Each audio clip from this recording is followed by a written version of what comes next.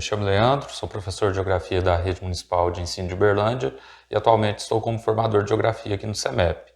Hoje a gente vai ver então alguns aplicativos que podem ser utilizados no ensino de Geografia e também de outros componentes, a depender do trabalho que o professor estiver desenvolvendo na sala de aula com os alunos. O primeiro deles então, que a gente vai ver é o Google Earth. E aí todos esses aplicativos, para poder obter eles, é só ir até a Play Store e digitando o nome deles você já vai conseguir ter acesso, é só mandar baixar e instalar no seu equipamento. Então, vamos abrir aqui. Esse então que vocês estão vendo é o Google Earth. Ele, assim como no computador, a gente consegue observar todo o globo. Ele tem alguns recursos a menos do que quando a gente acessa pelo computador instalado, mas no tablet, no celular, a gente também consegue navegar por diversos pontos, né? Então vejam aqui, a gente consegue manipular, né? Visualizando aqui diferentes áreas do globo terrestre, então passando pelos continentes aqui a região do Ártico no hemisfério norte, aqui a região da Austrália, da Oceania, no caso aqui a gente chega até a Antártida. Então assim, a gente consegue navegar por todos os pontos aí do espaço geográfico, né, através dessa simulação digital aqui do Google Earth. Vamos lá então para algumas funcionalidades dele aqui. A gente pode aproximar para qualquer área simplesmente utilizando aqui o sistema de zoom com os dedos, né? Então, abrindo eu aproximo e fechando aqui eu afasto. E aí eu consigo visualizar com um bom nível de detalhe qualquer ponto do território. Algumas áreas a gente tem imagens melhores e mais atualizadas, mas via de regra nós temos imagens com boa qualidade em todos os pontos aí do globo terrestre. Agora a gente tem aqui, por exemplo, nesse menu lateral, a opção também de pesquisar. Quando eu pesquiso, aqui por exemplo eu já tinha procurado por Uberlândia, então é só eu digitar aqui, eu vou digitar novamente. Na medida em que eu vou digitando, ele vai puxando ali as referências com esse nome. E aí é só eu mandar pesquisar. Ele vai buscar então no globo a região que eu pesquisei. Isso vale para qualquer município, qualquer localidade que ele tenha identificado aqui. Então, no caso dos municípios brasileiros, por exemplo, a gente tem, se não todos, praticamente todos já identificados na plataforma. Aqui ele já traz algumas fotografias nessa parte de baixo da área que a gente está pesquisando. Eu posso fechá-las aqui e então explorar a área por exemplo, aqui, município de Uberlândia, a área urbana. Uma ferramenta interessante também que a gente pode utilizar, mesmo nessa versão aqui do tablet, do celular, é fazer medidas. Então essa reguinha, né, ela vai trazer aqui para a gente. Deixa eu fechar aqui para mostrar para vocês onde que a gente acessa ela novamente. Então, ela está aqui nessa área, no topo, na parte superior direita da tela. Clicando sobre ela, eu venho aqui, vou nesse ícone, e aí então eu escolho um ponto. A partir daquele ponto, eu venho aqui adicionar ponto,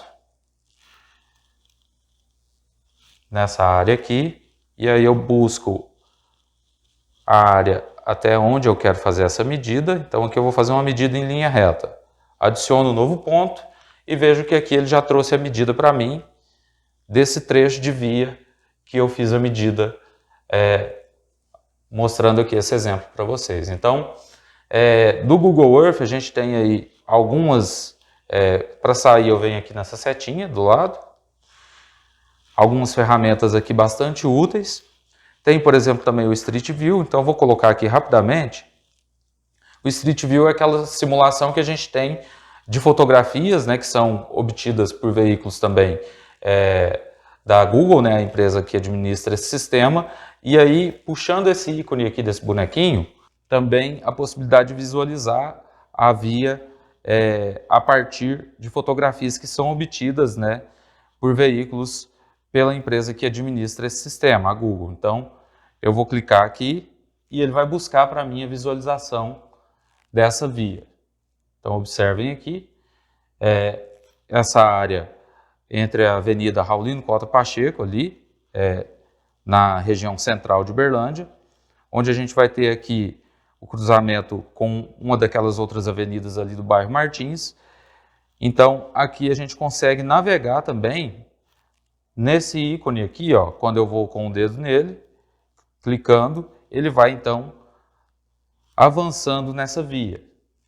Então é como se eu estivesse caminhando por ela. Aqui está um pouco lento por conta da internet, que nesse momento está um pouco lenta, mas a gente vai então, na medida em que a gente vai avançando aqui, é como se eu estivesse caminhando ou passando dentro de um veículo nessa via. Então eu consigo visualizar ali os detalhes dos imóveis, residências, comércios, então os veículos que estavam naquele momento do registro dessa fotografia, tudo isso a gente obtém, né? Então uma forma, por exemplo, de trabalhar os lugares, as paisagens das cidades aí, dos municípios, né? Através dessa ferramenta digital. Então aqui são alguns exemplos da maneira como a gente pode trabalhar aí com essa ferramenta do Google Earth, que é um mapa digital, né, um globo digital, que permite essa navegação aí através das imagens de satélite e também fotografias das vias, como a gente acabou de visualizar ali. Vamos agora para o próximo aplicativo que eu quero mostrar para vocês, que trata de questões relacionadas ao clima. Então é o Wind. Ele está abrindo aqui. Esse aplicativo, ele já vai buscar pela localização, quando você habilita, os dados do tempo, né, de previsão do tempo do município onde você está. Mas eu posso também aqui nessa lupa pesquisar por outro município. Então, ali ele estava buscando automaticamente Uberlândia, mas eu posso inserir aqui, por exemplo, vamos pegar um município vizinho aqui, Uberaba. E ele vai me trazer, então, ele está carregando aqui os dados do tempo, né, do município de Uberaba atualizados. Então vejam que ele traz aqui uma série de dados dessa previsão estendida. É interessante nesse ponto aqui também que ele vai trazer os dados de precipitação, de insolação, de cobertura de nuvens. A gente vai ter também, a partir desse, vou tirar um pouco o zoom aqui, para a gente ver numa escala mais ampla, como que ele vai mostrar para a gente também uma simulação do comportamento. Vou mudar aqui nesse menu, na parte lateral direita, a gente consegue mudar também o tipo de fator climático que a gente vai conseguir observar. Então aqui a gente tem, por exemplo, vou colocar aqui chuva e trovão, acumulação de chuva. Então, a partir desse dado, a gente consegue observar aqui as áreas onde a gente tem a maior quantidade de precipitação acumulada, de chuva acumulada. Então percebam que nesse período que a gente se encontra, a maior parte das chuvas estão acumuladas aqui entre o norte da região sul aqui, boa parte do sudeste e também do centro-oeste avançando em direção ao norte também. Então a gente consegue diversos fatores climáticos, né? Observar diversos fatores climáticos a partir dessa simulação aqui.